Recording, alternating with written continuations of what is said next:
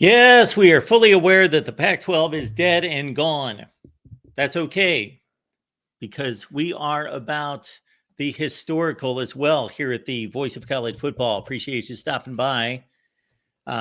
We apologize for the technical issues that you did not see, but we're certainly here, and we were trying to deal with and trying to make this a better show, but we're not able to work through those. But we will make it a great show nonetheless. Much like my rankings, they will be exceptional, but not perfect. Not perfect. The rankings aren't perfect. Exceptional, yes. And I have put this challenge out to everyone here who has watched the various program rankings videos, that if you have come across a better, more comprehensive, more accurate, more exhaustive ranking system, please send it my way. I would love to see it. We have included roughly 15 components into ranking the programs. And so what we did last week is, please check out the videos, is we released on the main channel. So some of you are watching us on the USC channel. You might be on the Oregon channel. You might be on the main channel. On the main national channel, we release videos for the Pac-12, the ACC, the SEC, the Big 12, and the Big 10. And with our program rankings, all-time program rankings, and we gave it a point system, and you will see the points totals on those videos. We did not explain the point system. We will do that today and throughout the week. This is just the first edition of our live streams, and we will take your comments and questions. We will take your calls as well. The link is in the chat, so give me a call if you have any comments or questions concerning the system or concerning Pac-12 program rankings. This is all time. So the game in 1901 counts just as much as the game in 1923, even though we should put things into context. So numbers are great. Numbers are phenomenal. Numbers do not lie unless the person presenting them is a liar. If they are someone who is just ignorant, naive, or have an agenda, then the numbers can be manipulated. Absolutely. Numbers can be manipulated, but the numbers themselves cannot lie. If I send you a list of conference championships, then as long as that there are no typos or anything like that, or no misinformation there, then that list is accurate. That was taken from an official source, and that's the list of conference championships. Now, that obviously involves all sort of narrative and storylines and context and explanation. So the numbers don't tell the entire story by any stretch, but they are a great foundation. And let's get to the Pac-12 numbers here. And so I'm going to try two different modes of looking at the numbers before we go through our point system. And again, I appreciate your calls, your questions, your comments. I will get to many comments and questions, but obviously the ones that are highlighted with the super chats, I will get to them for sure. And if you give me a call, we are here to take your call. The link is in the comments section. All right, so let's get to it. So I've got two different ways to present this. One would be the spreadsheet that I was working from, and then the other would be just rolling the video with all the graphics that are there as well. So we will do our best to blow this spreadsheet up and see if you can follow along with this. And I will explain what all these numbers mean. All right. Spoiler alert. USC is the best program in the history of the Pac-12. Spoiler alert. It's not close. It's not debatable. It's not arguable. Once we get to the Big 10, it's arguable. Once we get to the SEC, it's more arguable. It's kind of difficult to argue, but it's more arguable. In the Big 12, it is pretty clear, but maybe you could make a stretch and an argument. In the ACC, it's very arguable. And again, the Big 10, there are two to be argued. In this conference, forget it. USC fans, beat your chest, go crazy, throw a party. You're number one. There's no doubt. And then when we get to the Big Ten rankings, and again, check out the videos because there's going to be better explanation in the videos. Check out the videos of all the conferences. We included the Pac 12 schools in the Big Ten video. You say, why would you do that, Mark? They were not members of the Big Ten. This is not necessarily to just flat out compare them against the Big Ten schools and act like they compile these numbers in the Big Ten, but it is to show what type of programs and what type of histories the Big Ten is inheriting. Okay. All right. So the first number you see there on the left, next to USC in particular, and Washington at 620 and on down the line. And these lists are not going to be perfect top to bottom. So meaning they are not going to be in order because each list is different. Therefore, they cannot all be top to bottom.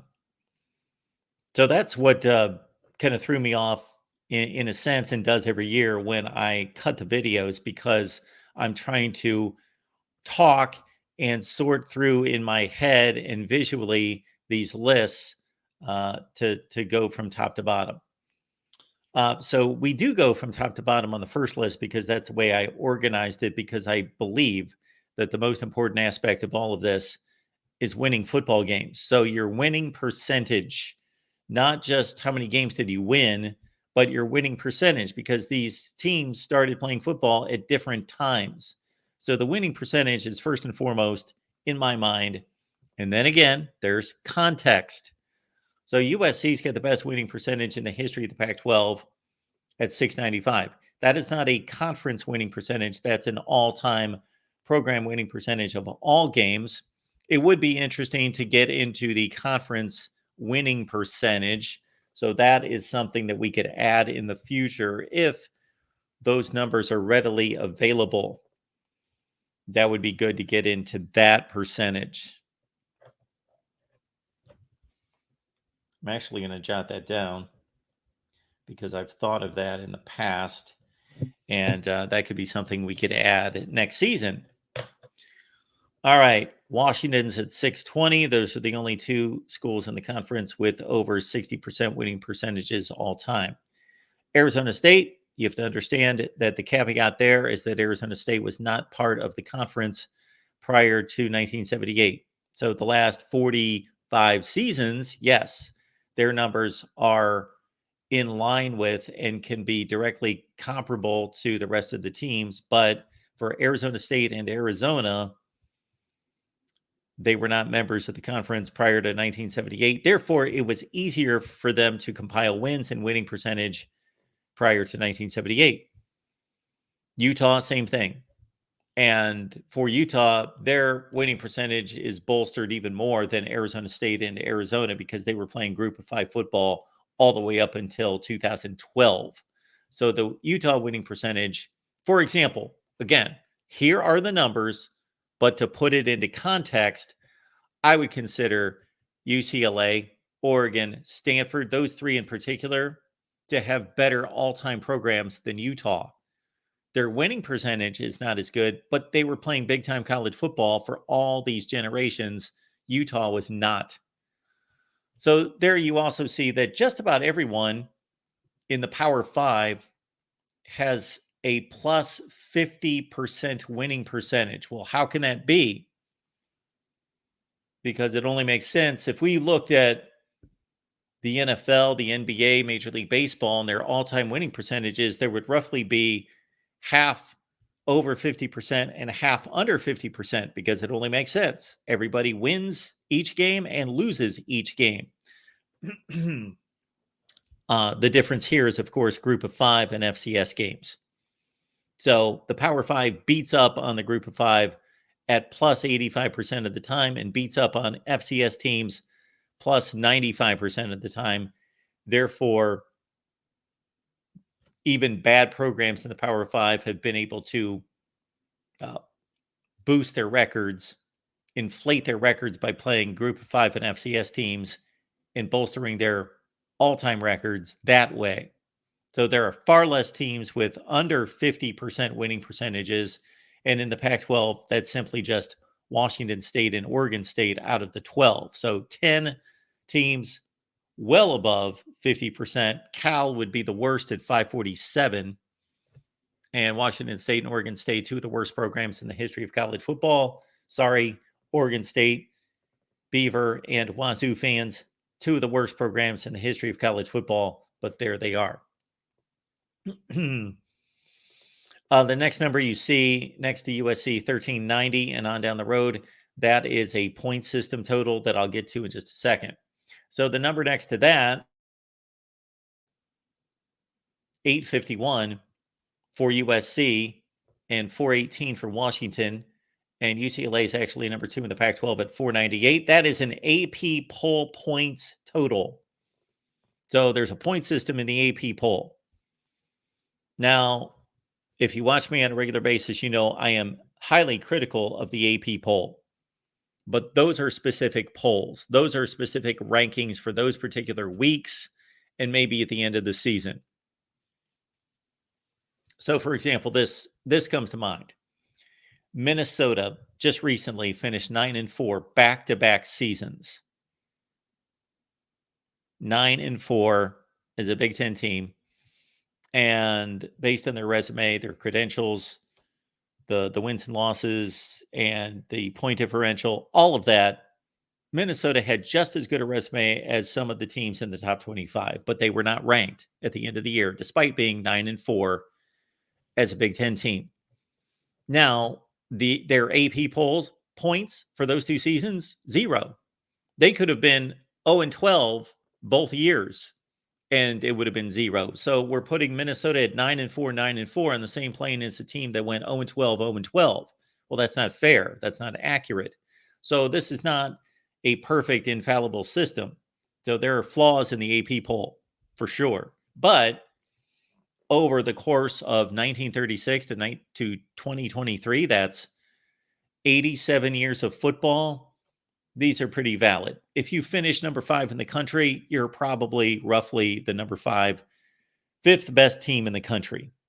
You might be the 7th best or the 9th best or the 3rd best, but you are in that range. There's little question about that. So USC, by far the most dominant team in the AP poll during this era of the AP poll, and UCLA is number 2, and Washington is number 3. And then there's a smattering of teams that have had success in small doses at different times, like Stanford and Colorado. Of course, for Stanford, they had some really good teams in the early 70s. They had a Ty Willingham team that went to the Rose Bowl in 1999. Then, of course, they had their best success under Jim Harbaugh and David Shaw over the course of 5 or 6 seasons from roughly 2009 to 2017. So for about 8 years, Stanford was really good, but outside that, so all of them have pockets of strength. And then, of course, Oregon is a aberration in that they are rising up the charts. They are adding numbers by the year. If you go back to 2000, if we did this since 2008, then we're going to see a much different Oregon showing. We're going to see them arguably the best in the conference since 2008. Actually, I do believe Oregon would be the best program in the conference since 2007, 2008 range. But if we were doing this back in 2007, then they would have been far down the list. Now let's go. I'm going to spin your head a little bit here because we're going to spin all the way down here. And so let's look at this. So what's all that? So what all that is, and unfortunately you can't see the last column. Let's see if we can bring this back just a bit. There we go.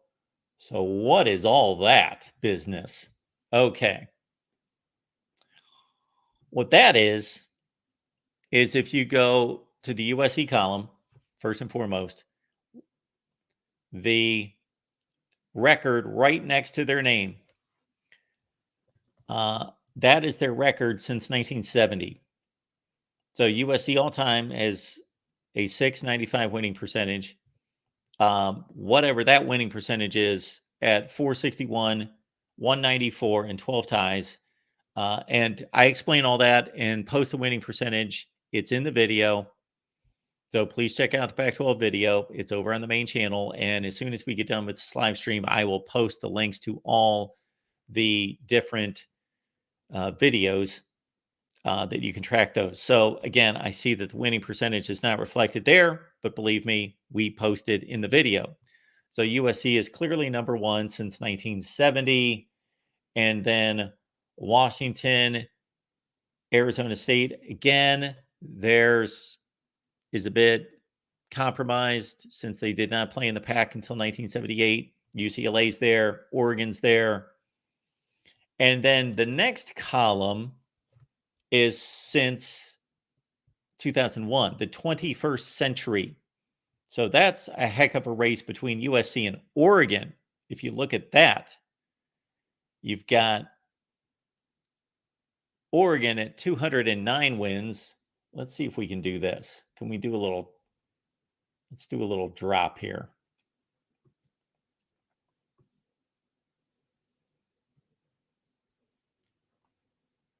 So we've got this Oregon USC comparison. Who else would be in there? Utah.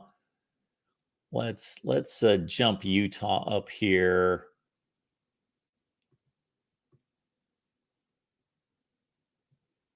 All right, let's do this. This makes it easier to compare the top teams. So there we see in the second column, that's since 2001. And USC's got a slim lead over Oregon by just a game and a half. And Utah's right there. But again, they were not playing in the Power Five until 2012. And really, you just see a stretch of teams like UCLA and Stanford, of course, have had their ups and downs, in Arizona State as well. And Washington, despite being a college football playoff team twice and also going to a Rose Bowl and a Fiesta Bowl during the playoff era, obviously had just horrible seasons pre-Sark. And so that weights down their record. Then you've got a lot of teams that have been relatively bad, especially Colorado has been awful. All right. The next column, the third column, that's each individual program's record since the college football playoff era started in 2014. So in that, Oregon's number one with a slim lead over Washington and Utah. So you've got Oregon with 90 wins since the playoff era started. So we see Exploring with Ben's here. He can pound his chest and go crazy. Oregon's got the best record in the Pac-12 during the playoff era. And then again, Washington and Utah are right there. And then USC's at number 4 at 79 and 45. And then what are these crazy numbers with the dashes to the far right? So once I went through the AP poll points, I was also curious just to know how many times have these programs finished in the top 25, or what was once the top 20, and then go to the top 10 and then the top 5. And before I go into all of that, Moose is just having fun with everyone here. Does the Pac even have a conference anymore? No, they don't. So this is the perfect time to wrap up the conference history, actually, is the best thing that we're doing here. All right. So on the far right, you have the number of times that school is finished ranked. We'll just say the top 25. And then the second number is the top 10, and the third number is the top 5. And I apologize because some of the columns with Utah and Washington State, it was reading it like a date and throwing it off to the side. But so you see USC, for example, 52 times ranked in the top 25. Number 2 is UCLA, actually, with 32. And then top 10 finishes, you've got USC at 28. And then there's a drop off to UCLA with 17. And then top 5 finishes.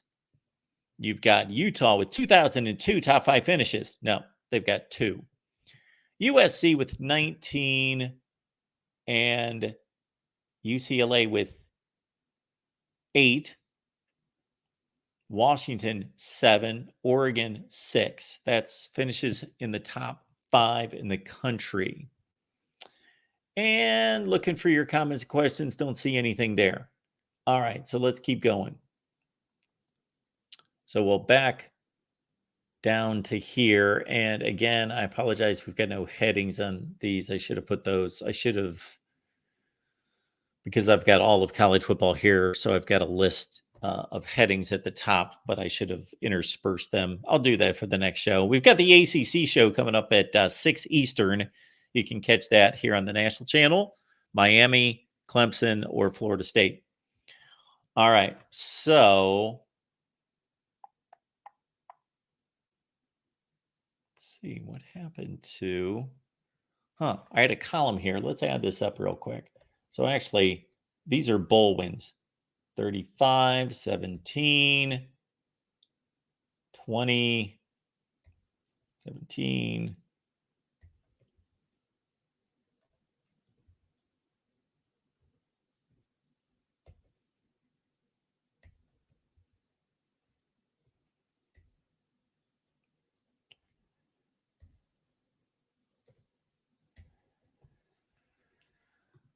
So the column right there highlighted are bowl wins all time. USC's number 1,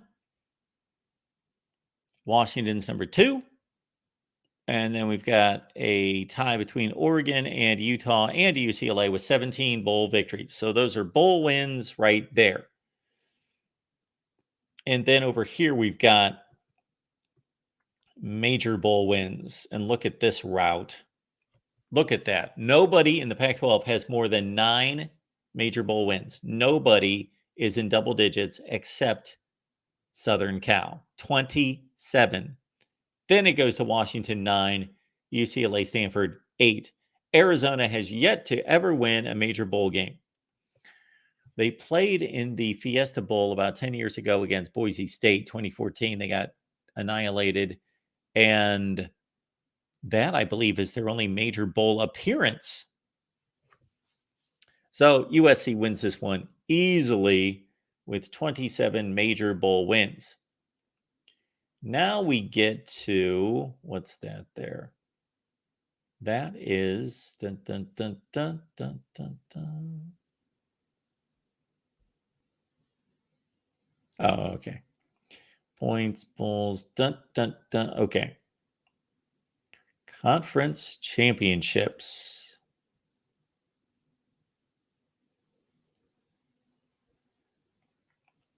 And again, sorry you can't see the team at this point, but trust me, that's USC with 37. Now, what gets to be difficult here is that you got teams in other conferences. So we want to honor their program history with winning conference championships, but they did not win Pac-12 championships. So in terms of Pac-12 championships, we'll get to those numbers in just a second. These are total conference championships.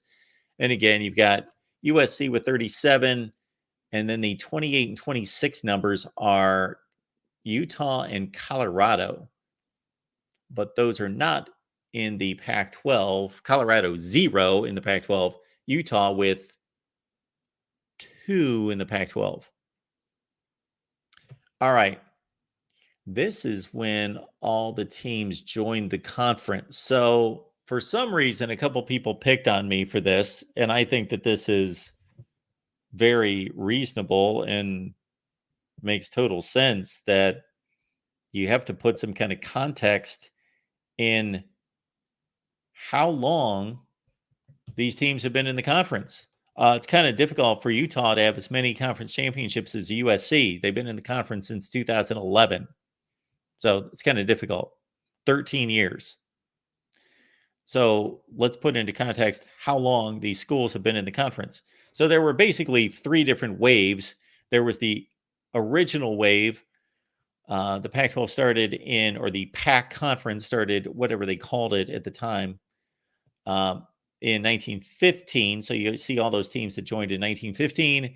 There you see a smattering of 1918, and then USC in 1922, 1917. So by 1922, you had the Pac-8.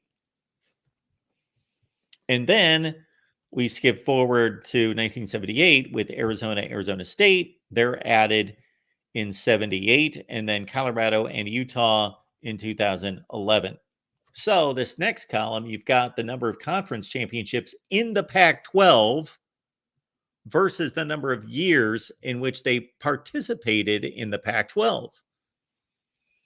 So USC wins this one going away with 37 conference championships in 102 years. And UCLA's close, Washington's close with their 18 and 17 conference championships. The Huskies just won the last Pac-12 championship, so they won their 18th and broke the tie with UCLA for number 2. All right, so we have that there, and then a bunch of percentages that we don't need to see. All right, now we've got national championships. And USC has 11. Now, let's get to the national championship conversation. This is what we're doing with national championships. This is what we're doing with national championships, folks. All right. You've got your AP national championships. So we could just say, okay, we're allowing the AP to tell us what this is, start to finish. It's all the AP. But that only goes back to 1936. And then you've got the claimed national championships by these schools claiming national championships. You also have all these other polls and services. There's a litany of them. There are about 17 or 18 that are considered somewhat legit. Okay.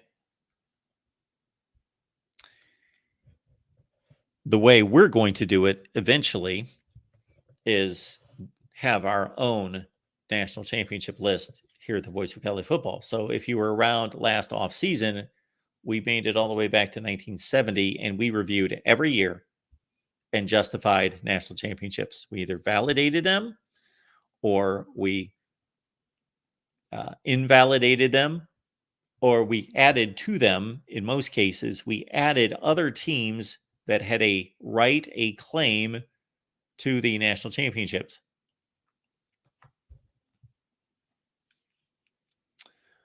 So USC's got 11. That may be revised. I do know that we are adding a national championship for USC in 1978. They should have a national championship. I don't know if they're claiming that, but they finished with the same record as Alabama and beat Alabama by 2 scores on the road. They should have a share of the national title, if not the entire national title. So again, we have to sort through all of that, but for right now, we'll go with what Winsipedia has, and I've made a few slight adjustments. All right.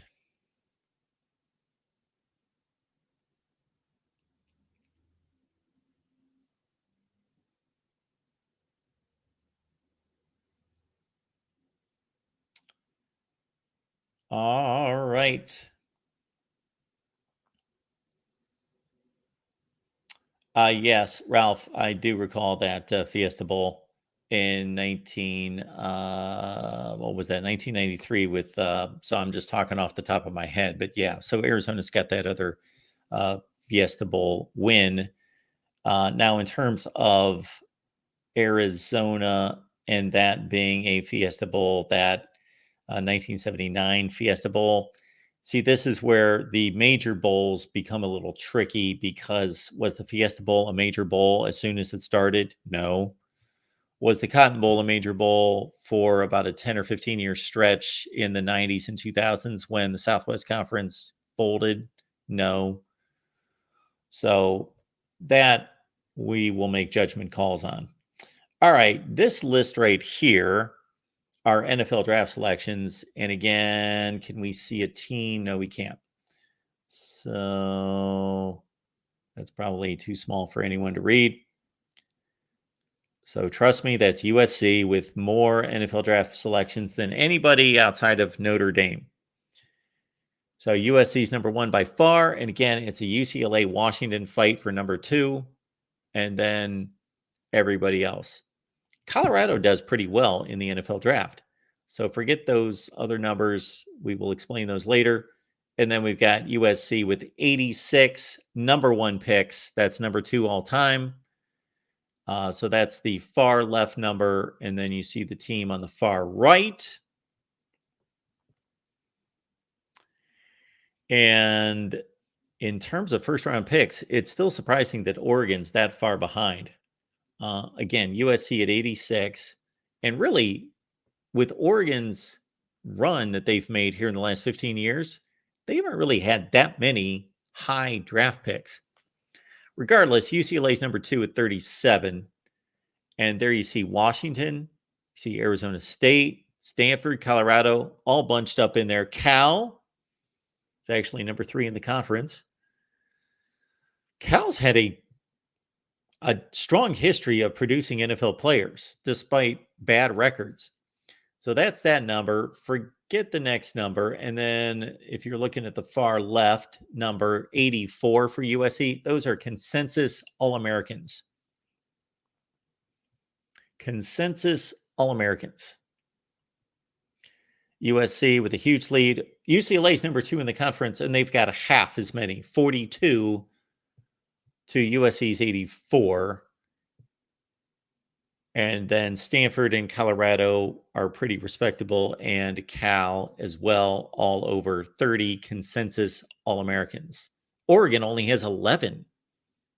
That's crazy to me. All right, that number 8, USC crushes everyone. Of course, Reggie Bush got his Heisman back a few weeks ago, so that's number 8. USC's number 1 all-time in Heismans, and all those other schools have 1. Gary Beeben at UCLA, Marcus Mariota at Oregon, Rashaan Salam at Colorado, Jim Plunkett at Stanford. There you go.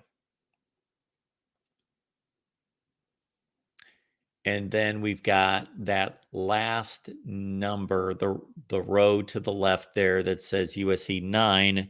And this is a surprisingly low number. These are all the other major awards. The Mackey, the Biletnikoff, the Lombardi, the Remington, the Nagurski, the Budkiss, the Doak Walker, the Guy, the Groza, the Thorpe, all of them put together because we want to honor and give just as much weight to every position award as we do the Heisman. And USC's number 1 with 9. Arizona's got 8. And so, bingo, those are all the numbers. And when you put it all together, again, I'm going to go back through national championships and a few other things. So these numbers could be off by 1 or 3 or even 8. But there's not really any question. So USC is number 1. And I would like to order that in order, but that's kind of difficult to do right this second. But you see UCLA's at number 2 at 1940. Sorry. Washington edges UCLA 1949 to 1942 in total points. But USC's got a huge lead, and they are forever the dominant school in Pac-12 football. And on down the line. Of course, Oregon has made a great run in the last 15 years again with 20 top 25 finishes, 10 in the top 10, 6 in the top 5. And man, you got to think out of those 10 finishes in the top 10, shoot, they've got to have 7 or 8 of those in the last 15 years. So those are the numbers.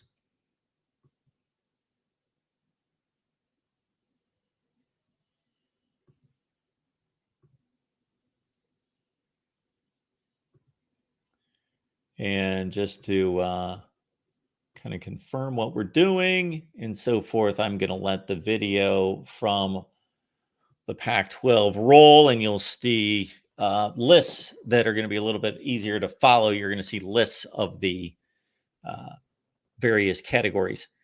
So what we are going to go to next would be, let me explain the point system. So you saw the points. Let me explain the point system, and you're going to see the points here in just a couple minutes again. So again, the link is in the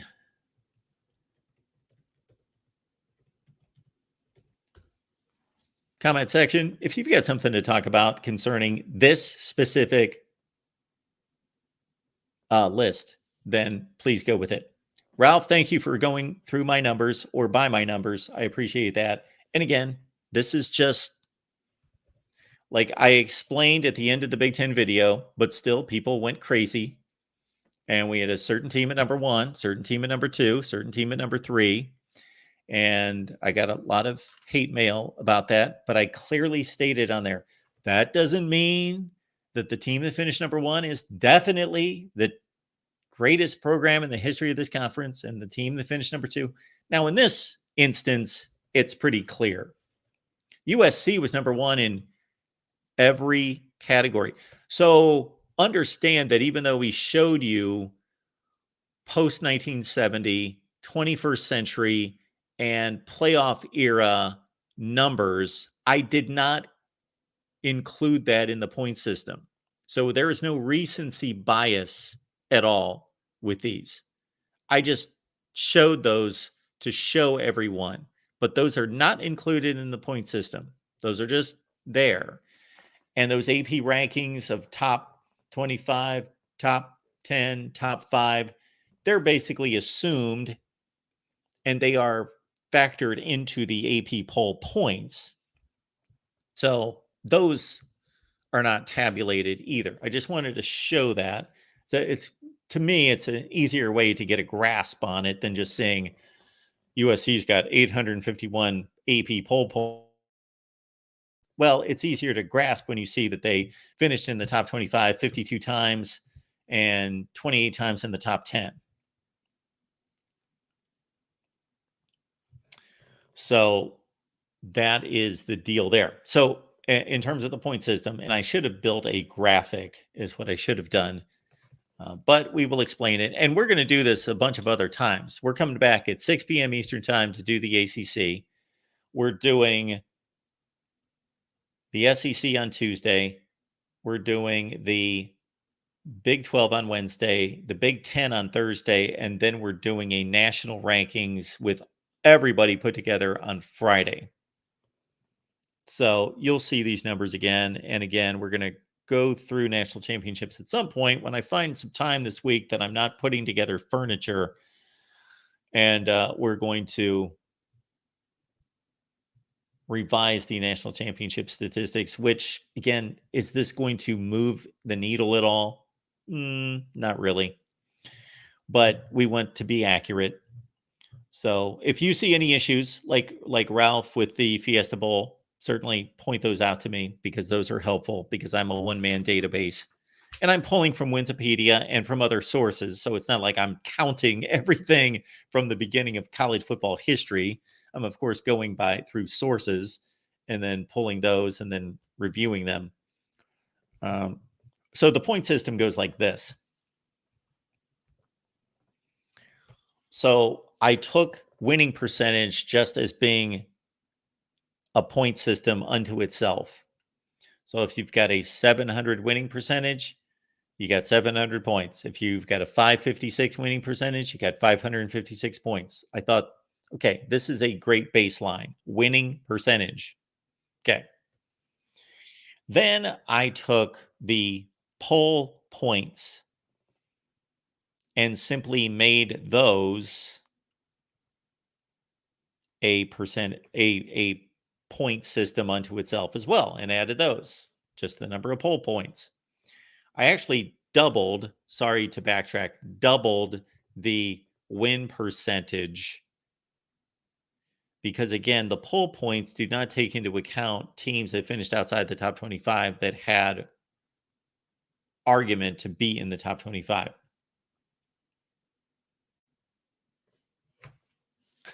Ralph, I thought you had a research team. This makes what you do even more impressive. Yeah, I spent a long time on this. Spent a long time on this. Now, I did the heavy lifting a year or two ago. So all I had to do was add to the numbers, but still, it takes hours and hours and hours and hours. And it really needs to be all verified. So I can't claim to 100% accuracy. I can claim to well over 99%. Well over 99%. And again, I'm just letting this video roll because then you're going to get to see a lot of these numbers in more palatable fashion, where you're not looking at this spreadsheet and you're when you hear the cliche about people's eyes crossing.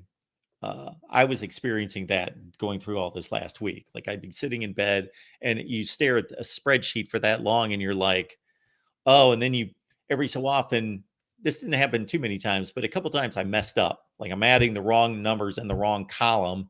And then I'm like, oh Lord, I gotta just tear all that down. I gotta start over because I screwed up. Yes, Aaron, 99.75% pure. Yes.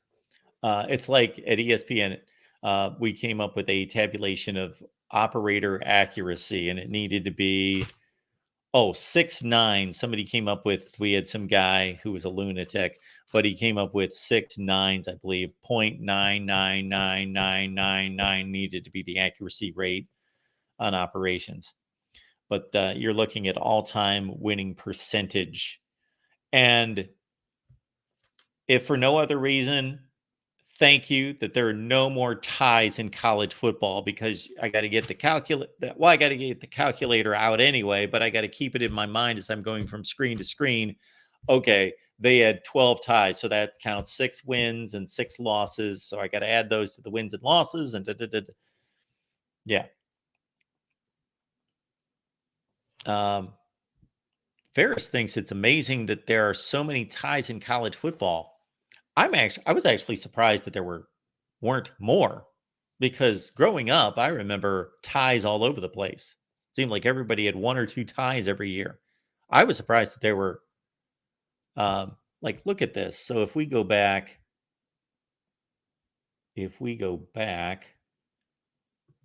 where are we?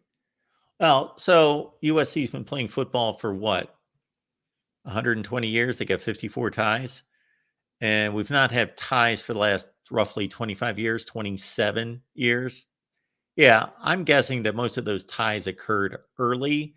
When we went through the winning percentages and the records post 1970, then you see a lot fewer ties compared to, what are the most ties? Well, I don't know the answer to that. I'm going to guess it's 4. That would be my guess. Michigan went 9-0-3 in 1993. So Michigan fans will know what I'm talking about. 9-0-3. They won the Rose Bowl, beat Washington. So they finished undefeated, but they had 3 ties. No, 1992. I'm sorry. 1992. Yeah. Wait, I'm thrown off a little bit here. No, it had to be the year that they beat Washington in the Rose Bowl. 1993. They went 9-0-3. I think somebody else, I remember seeing a 5-4-3 record from somebody, but 3 is the most that I remember in the last 40, 45 years. A lot of 2s, a lot of 1s, of course. But it's funny that, yeah, Aaron says, hey, let's take our national title. There are teams losing games with national titles. Why can't Michigan take a national title that year? 9-0-3. Yeah, Ralph, see, that's what was confusing me, because, thank you. Thank you, Ferris, and both of you. That was what was confusing me was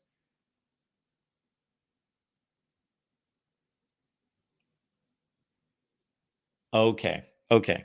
I've got it straight in my head now. Gotcha. Okay. 1991, Michigan beat Ohio State. They finished with whatever record they had. I believe it was 10-1. Then they lost the Rose Bowl to Washington, 34-14. Then in 1992, see, okay, the reason I'm not going to explain why I was confused, but I was confused there juxtaposing the years because in 92, they tied Ohio State, and that was their third tie. They tied Illinois, Ohio State, and who was their other tie against? But when they tied Ohio State, so I figured, well, that was in 92. It had to be in 92 that they went 9-0-3. But then I thought, I was thinking that they lost the Rose Bowl. What was tripping me up is the year of the Rose Bowl date versus the season date. And I was thinking that they lost to Washington in 92. Well, they lost to him in the 92 Rose Bowl, not the 91 season. Okay, I got it square. I remember all the records now. I got them square in my head. That's why when I get in conversations on here, I stick to the season. And a lot of people correct me and say, Mark, that was the 87 Rose Bowl, not the 86 Rose Bowl. And I'll say, yes, but I'm just sticking to Ralph. I mentioned Illinois. Who's the other team they tied? I said Ohio State and Illinois. I remember those ties. Was it a non-conference game? Was it Notre Dame or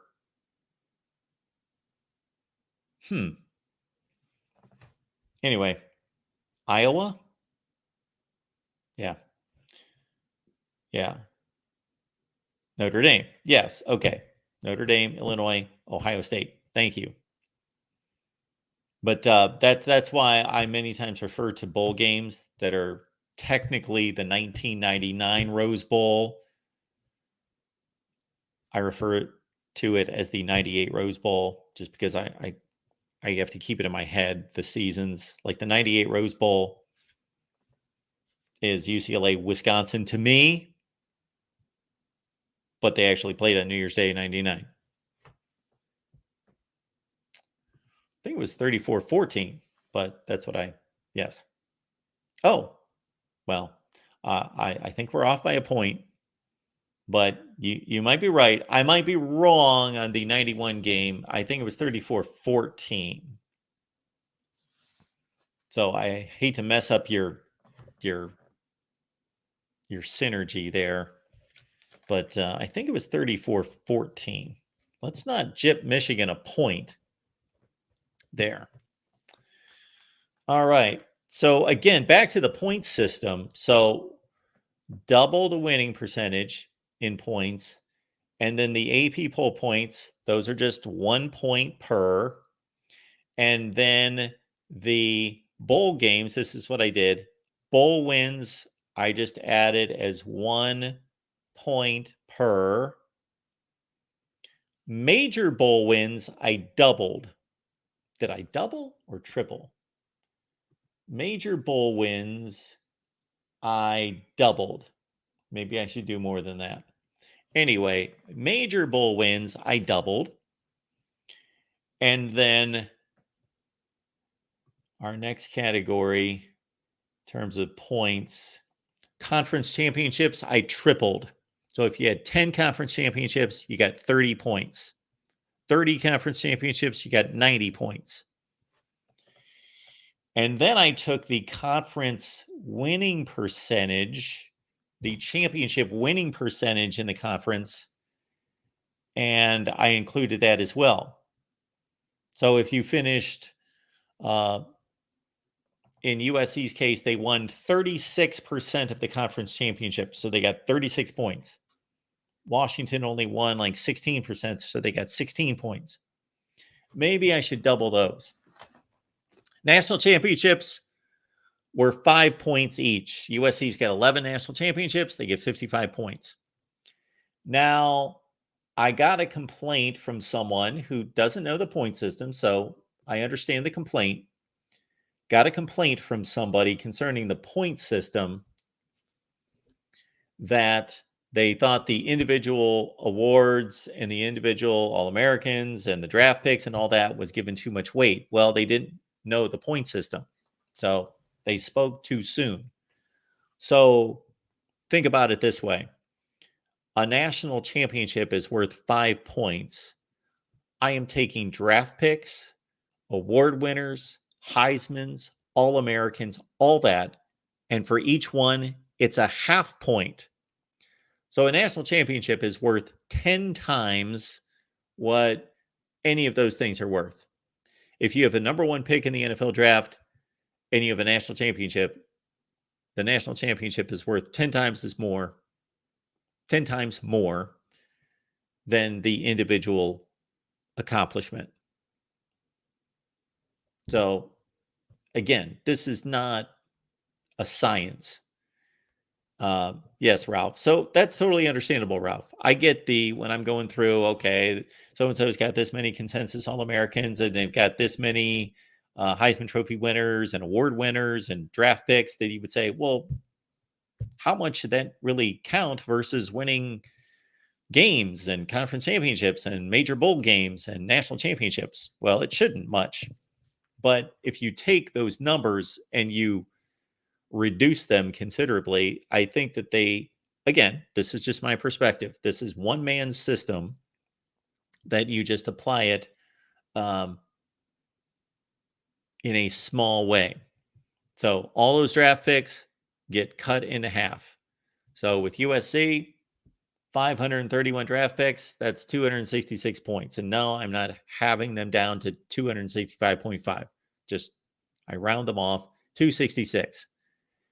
USC's got 86 first round picks. They get 43 points. So there can always be criticism that this should be given more points, this should be given less points. What I would like to include is conference winning percentage,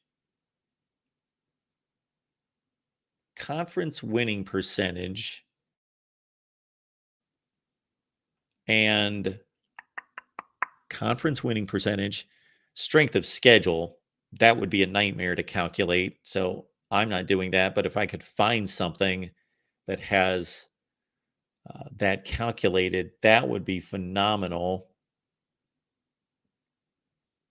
But those are really the two things that I would like to add or tweak, would be conference winning percentage and strength of schedule.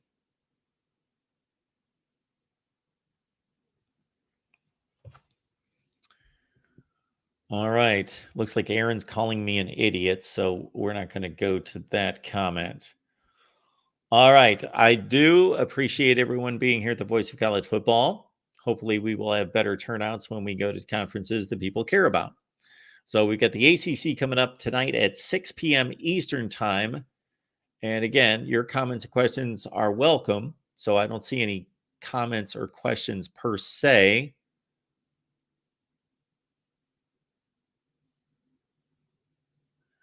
No comments or questions per se in the chat, and no calls. So we will leave it right here. Thanks for being here at the Voice of College Football. We will let the rest of the stats roll out. Join me at 6 p.m. Eastern time again as we do the ACC. See you at 6.